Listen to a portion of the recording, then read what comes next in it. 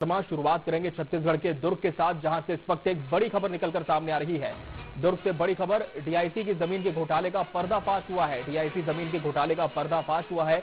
रिहायशी इलाके की जमीन पर फ्लोर मिल बनाए जाने की तैयारी चल रही थी। रिहायशी इलाका था जिसकी जमीन पर फ्लोर मिल बनाए जाने की तैयारी थी। फौजी नगर की जमीन पर भूमाफियाओं की नजर पड़ चुकी थी। विधायक रिकेश सिंह ने विधानसभा में आवंटन पर सवाल उठाया था। गलत तरीके से जमीन हस्तांतरित की गई थी।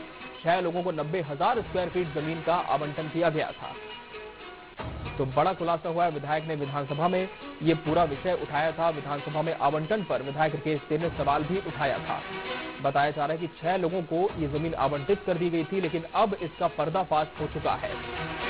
गलत तरीके से जमीन हस्तांतरित की गई थी और इसका खुलासा हो चुका है। इस वक्त की बड़ी खबर आपको दुर्ग से बता रहे हैं। गलत तरीके से जमीन को हस्तांतरित कर दिया गया था। विधायक रिकेश सिंह ने इस विषय को विधानसभा में उठाया था। 6 लोगों को 90,000 स्क्वायर फीट जमीन का आवंटन किया गया था। तो दुर्ग से बड़ी खबर आपको बता रहे हैं। जमीन आवंटन मामले पर पर्दाफाश हुआ है। डीआईसी की जमीन के घोटाले का पर्दाफाश हुआ है, पटाक्षेप हुआ है।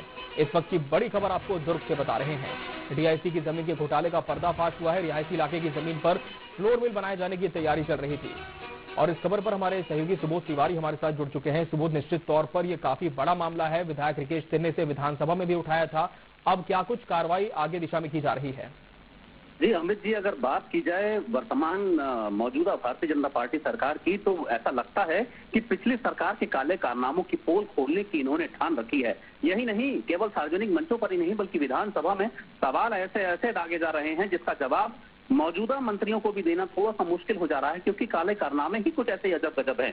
इसी काले कारनामों की एक मिसाल यहाँ देखने को मिली कि जो हाउसिंग बोर्ड इलाका है, जो रिहायशी इलाका है फौजी नगर, वहां पे बच्चों के खेलने का एक बड़ा सा मैदान था, जिसे डीआईसी की जमीन जरूर थी, मगर उसे हाउसिंग बोर्ड की जमीन पे कन्वर्ट करके गलत तरीके से, अनुचित तरीके से वहां पर उद्योग लगाने की तैयारी बड़ी जोर शोर से चल रही थी। इसका विरोध वहां के आम रहवासी भी कर रहे थे और इस बीच कई बार वहां की झड़पें भी हुई आम रहवासियों के साथ, वहां के भूमाफियाओं की। पर जब यह बात जब विधानसभा तक पहुंची तो विधायक रिकेश सिंह, वैशाली नगर के विधायक रिकेश सिंह ने यह सवाल दागा और इस पर तुरंत कार्रवाई की मांग की। बताया जा रहा है कि 90,000 स्क्वायर फीट से भी अधिक की जमीन पर 6 लोगों को इसे आवंटित कर दिया गया था। अब यह सारे आवंटन को निरस्त कर दिया गया है और आने वाले समय में अब यहाँ पर उद्योग नहीं लगेंगे, बल्कि खेल मैदान या सार्वजनिक कार्यक्रमों के लिए इसे सुरक्षित रखा जाएगा। जी, बहुत शुक्रिया सुबोध आपके तमाम जानकारी के लिए। तो ये थे हमारे सहयोगी सुबोध तिवारी, जो कि जानकारी दे रहे थे कि अब जब इस पूरे मामले का पटाक्षेप हो चुका है, पर्दाफाश हो चुका है, तो इस जमीन को अब सकारात्मक कार्यों के लिए उपयोग में लाया जाएगा। पहले ये जमीन गलत तरीके से हस्तांतरित कर दी गई थी।